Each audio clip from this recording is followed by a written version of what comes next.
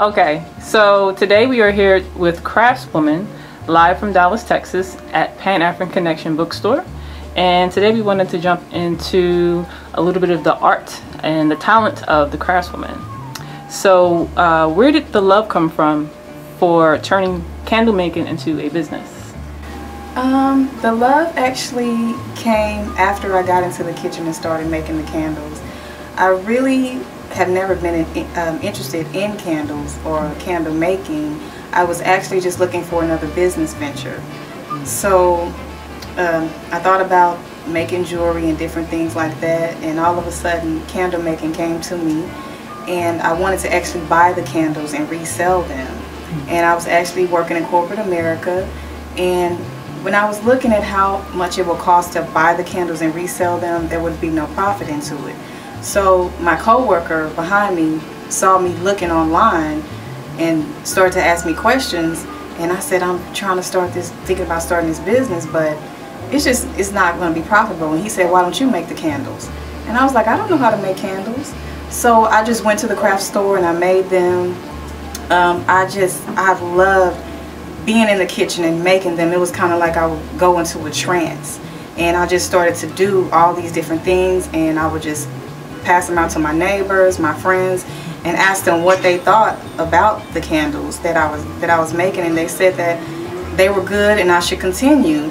So I continued to make the candles and still worked at corporate America, and eventually was released from a job.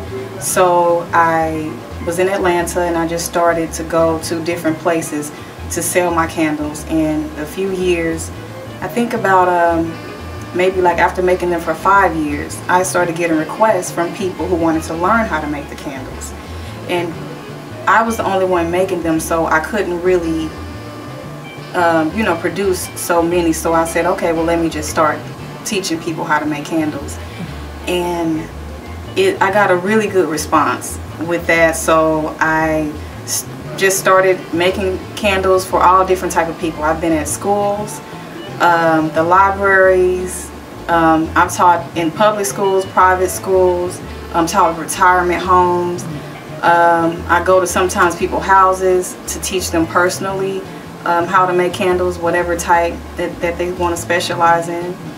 So that's how I got started actually into candle making. Beautiful, beautiful.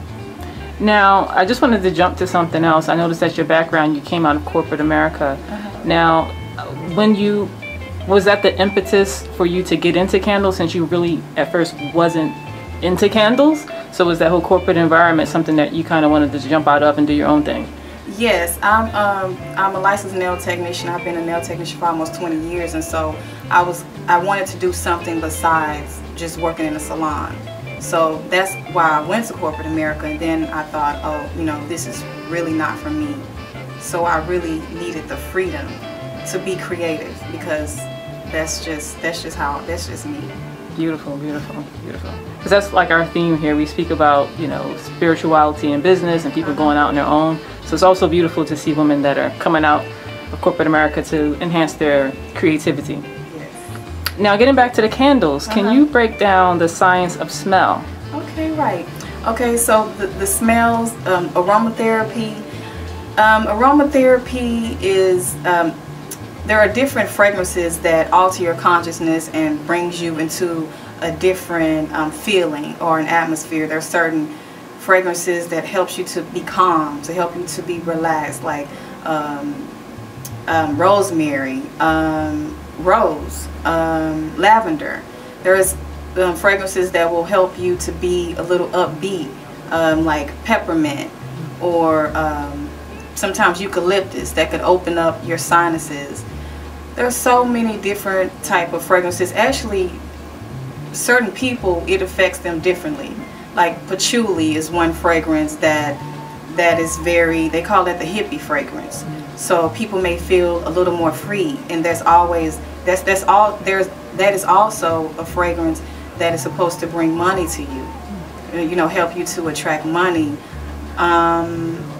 Sometimes people ask me what is my favorite scent, but it varies from whatever that's going on. But like jasmine is going to bring a loving feeling. So Yeah, different feelings, different fragrances will help you to feel a certain way, to put you in a certain mood. Mm-hmm. Now, do any of your candles help to attract certain type of energies towards you? Like if somebody wants a mate, or they're depressed or something like that, do you recommend certain types of candles for certain issues someone may be going through? Right. For depression, I would recommend like jasmine is really good for bringing out a unpleasant, positive energy. Even I know lavender is stress relieving, so that could help release, you know, any type of tension that you may be having or going through. Fragrances like rose and jasmine again will bring the love, you know, attract the love. There's actually a fragrance called Love Spell, but that's not a natural fragrance. That's a what you call a designer type. But actually that fragrance is one of the most popular fragrances that I have worked with, is Love Spells, because I guess the name, when people hear that, and people always, if they want love, they will always get Love Spell. And you always have frankincense and myrrh. That helps people to meditate, and that's another popular fragrance, frankincense and myrrh. Sandalwood is good for attracting money. It's also relaxing and calming. It's very earthy fragrance to help ground you also. Wonderful, wonderful. Now you're extremely talented, so we want to shift into another one of your talents, which I think is a beautiful thing. Again, you're a doula practitioner. So can you talk to us a little bit about that, how you got into that and what you love about that? I got into that work after I had my son in 2009, just going through the whole labor process. Something just kind of clicked. That pregnancy, motherhood just really changed me. I was so obsessed when I was pregnant with reading all these pregnancy books. I was looking at birth stories, but you're not supposed to look at birth stories when you're pregnant, because it could create fear because of what you see other people go through. I actually saw the mistreatment, I guess the devaluing of motherhood. The way that you're treated in the hospitals, or you know, the way that you're treated by medical professionals when you're going through such a very sacred time and initiation to become a mother. I really didn't appreciate that, and I just saw the need of having an assistant, of being coached on your decisions, even being educated, because as a doula, well, we refer to ourselves as a holistic birth worker. The word doula is a Greek word, and it means woman servant or woman slave. I personally don't have a problem being a slave to a woman. I don't. I love serving women. So there's different types of doulas. There's a doula that may work with you before, while you're just prenatal. Some may just do birth, and some may do postpartum. A holistic birth worker is going to do everything. So depending on whatever the needs of the mother, I would do everything. But I just really wanted to basically, like, you know, serve the woman, you know, serve these women. So after I had my child, everything just kind of, I was in labor for 4 hours. I was in there, unfortunately, by myself because of the circumstances that I was going through, and I breastfed easily. So a lot of my friends would ask me, well, how did you breastfeed, or, you know, my breasts are hurting, or different things like that. So I ended up just giving them advice, and I even attended a few births before I decided to actually pursue the actual certification. But even with postpartum, you know, help women out with that. A lot of times when you have cesareans, to recover from that, it takes a lot, and you really need to have somebody there to help you. And also when we're talking about postpartum, the potty training, I was able to potty train my son by 2 years. I mean 2 years, because I was not going to be buying pull-ups. So that's like my love. I really love working with pregnant women. I really love helping them after they have the baby, helping them with nutrition, even being there physically, whether it's to run errands for them, anything just to give them a break. Because in America, people, they have sometimes 6 weeks to just rest and bond with their baby, when in other cultures it's really supposed to be a few years that the mother becomes like a baby, and she is pampered the same way that the baby is pampered. Beautiful, beautiful. Now, can you give us some benefits of, say, home births to women who may not know anything about having a home birth, or they think it's something that's archaic and not, you know, beneficial to their baby, versus having a hospital birth? Well, I read this book. This book is actually talking about unassisted birthing, and I know some people that idea is a little bit far off. You know, to have your baby at home by yourself, or either with your mate. And I would just tell you one of the examples that was in the book to talk about how sacred the birthing is. It's like when you're intimate, when you're making your baby, who was in the room? So in the same way, when you have the baby, they say the same way you made the baby is the way that the baby should be coming to the world. In the bed, in the home, things like that, just to keep that sacredness. The home birth is very important because you don't have to leave where you are after you have your baby. It's a lot to leave, and then you're having your baby in an unfamiliar environment. So if someone feels comfortable, if they are at low risk, if you are at high risk, a home birth is not recommended.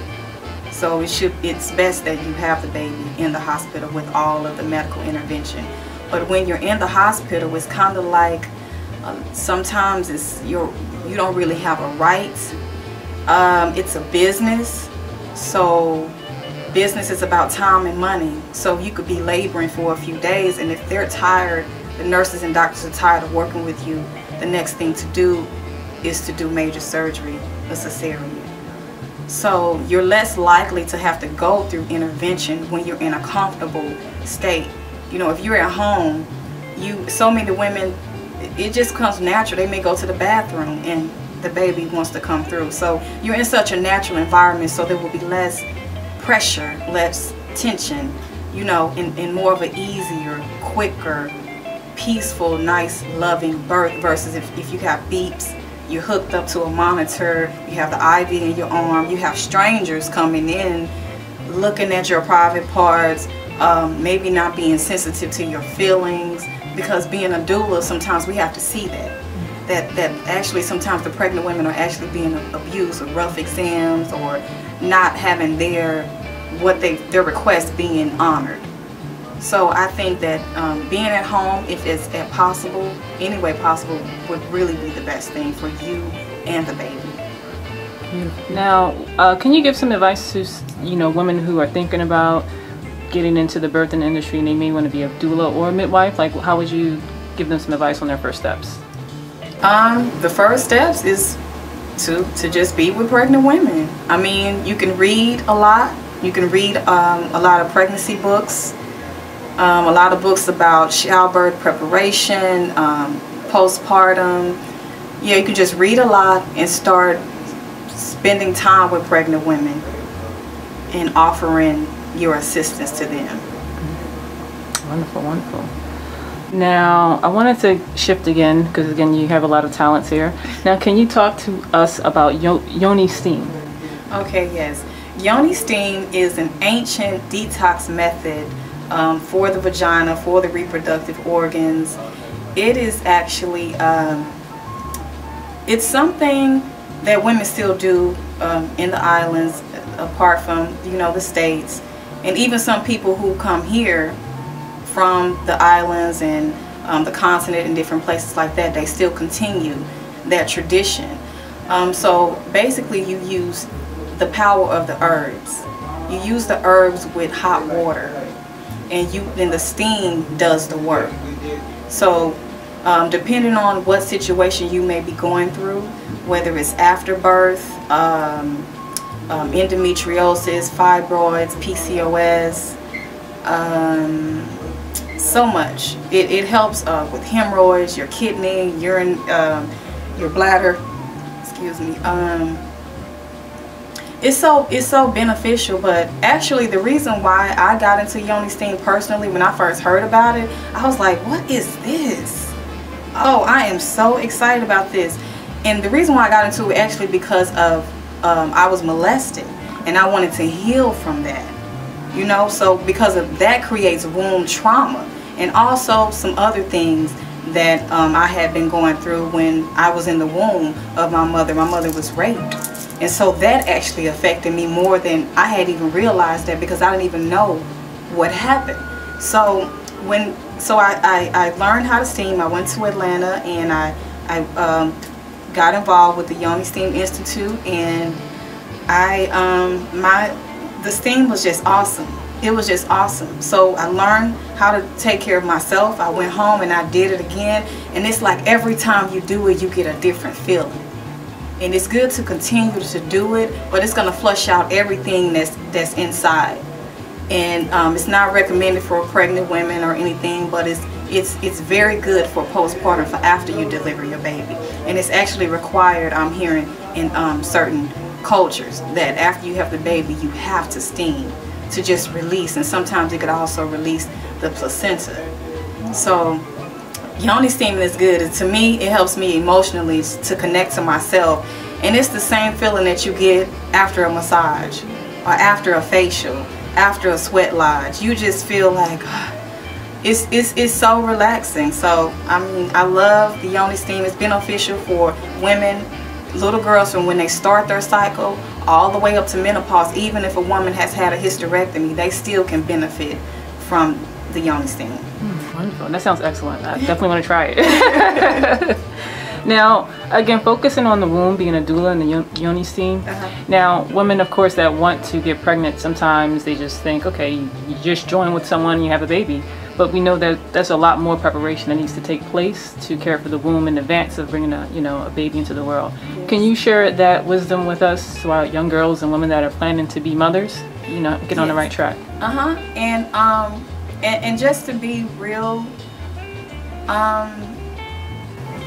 receiving a lot of like vaccinations and different things. A lot of women have been unknowingly sterilized. That's like a real serious issue. And when I speak about this, people don't want to believe it, but I get so many calls from women who said they had heavy periods. They go in and they have a hysterectomy because that's what the doctor ordered. Young women, 20s, 30s.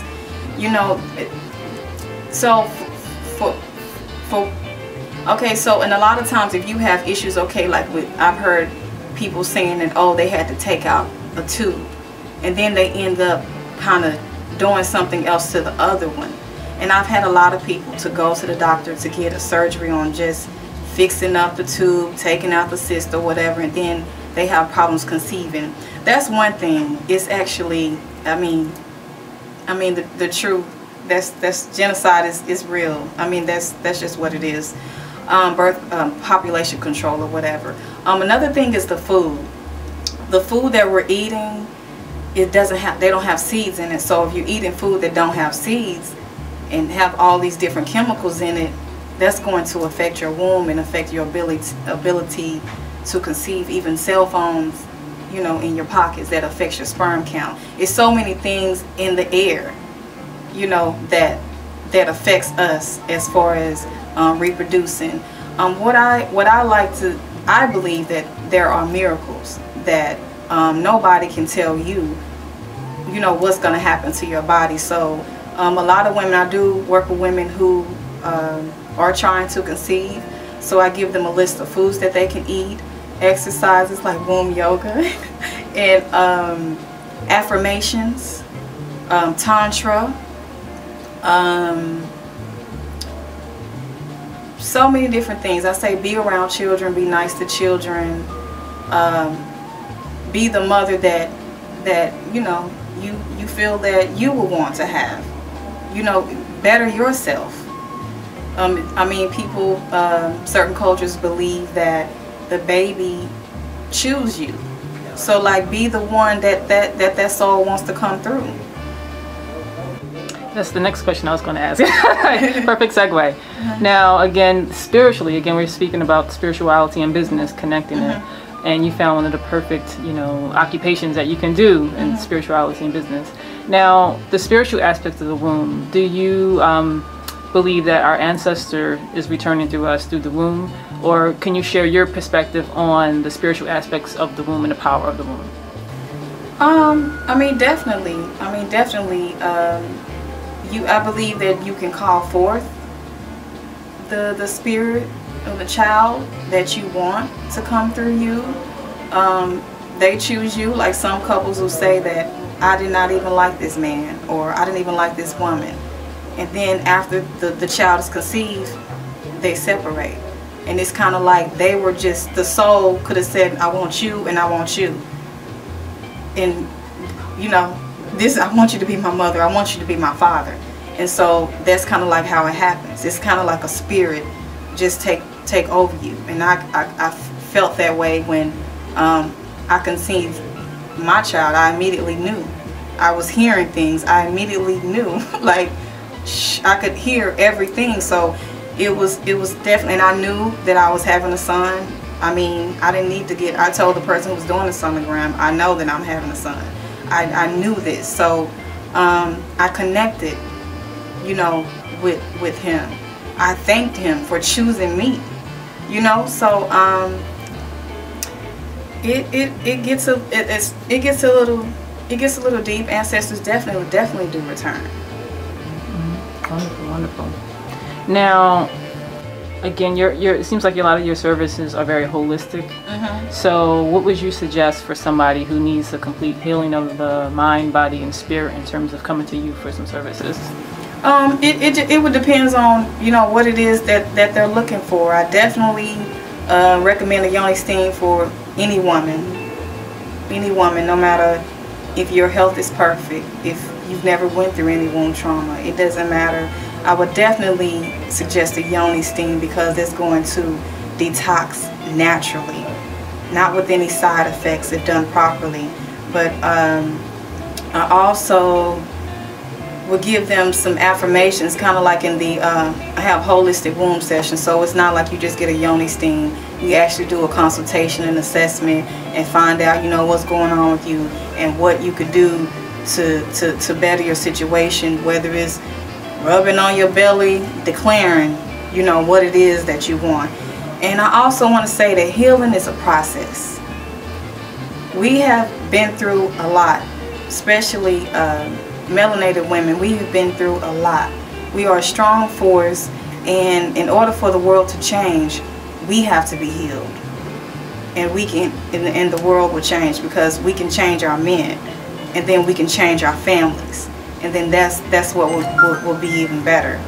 So we definitely, every person is different though. You know, it's just some people I may recommend some exercise or womb yoga, like I said, chanting, soaking in the bath. Baths are really good. Connecting with that water spirit is essential. Crystals, I recommend crystals.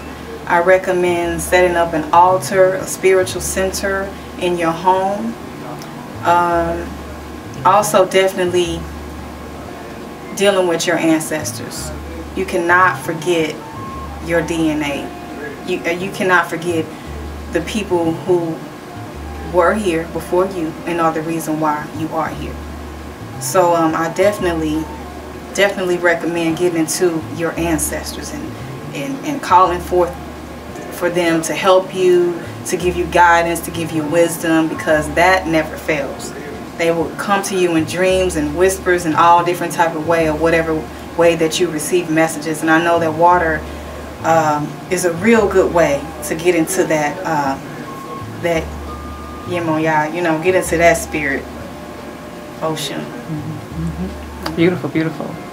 Now, what advice would you give to someone who wants to get into, you know, say transition out of corporate America to do something more creative and spiritual, like a spiritual type business, kind of like yourself, and how to be successful at it like yourself? I actually would, one thing that I did, well, I was actually, I mean, I was released from the job, but I would say work as long as you can while you can get that, you know, that steady paycheck, and be patient and just study the business and save the money. Buy the products, because thankfully I was saving up my money, and I had all of my equipment that I already had invested just in case something happened, you know, with the job. But I would just say, and even make those connections while you're in there, because those people that I worked with ended up being my clients and my customers even now, still to this day. And I've been making candles for 10 years, and I think I started working in corporate America in 2004. 2003. I think that was the last corporate job that I had. Wow, wow, wow. That's beautiful, because it is a tough transition sometimes, coming out of having a steady paycheck to doing your own thing. So I know it's you know, you have to have some good character and discipline to keep it, to stay on track. Yeah, and just be determined, like, and know that there's going to be some weeks that, you know, the sales are not going to come, but you still need to keep on, even if you have to go and get a part-time job or something like that. I wouldn't get a full-time job, because sometimes you can, you know, start slacking on your business. Some people do have full-time jobs in their own businesses. That's a little too much for me, but I understand when you want, you know, that income, you know, you want that consistent income. So I would just say, it's serious. You're very independent. It takes you to make the money. You create the money, and the main thing, actually, even with me, I just have to be okay. My emotions need to be okay. You know, so you need to make sure that you feel good, so that you can be creative, because that's what you do. That's how you create your income. It comes, you know, with your mind. So you have to make sure that you have positive people around you, because it's easy to just get discouraged when you don't get that sale and then that bill comes in late. So if you have to sleep on somebody's couch, you know, eat beans and rice or whatever, not go out, wear the same clothes, whatever you have to do just to save that money and invest it into your business, but always just invest it back into your business. Keep on, keep on, keep on, and just believe in yourself. Beautiful, beautiful. Now, as a woman, do you feel that it's key to kind of partner with other women to kind of help keep it going? Oh, definitely. Networking is key. You cannot do it by yourself. You cannot do it by yourself. It's just impossible. I mean, I'm my own person right now. I would love to have people helping me, but it will come a time where I have more people to help me. You definitely need to work with other people who, even if they're not in the same field as you, and even the people who you feel are your competitors, you can link up with them and work with them. Beautiful, beautiful, beautiful. Now, of course, where can we go to learn more about you and your products and services? Okay, you can go to my website, candlescreated.com. You can email me at craftswoman@gmail. I'm on Facebook, Twitter, YouTube as Craftswoman, and that's how you can find out about me. Okay, wonderful. Thank you so much. It was a pleasure meeting you. Thank you. Thank you very much, and thanks again for coming on to Masterminds Monday. Thank you for inviting me. Thank you. Peace.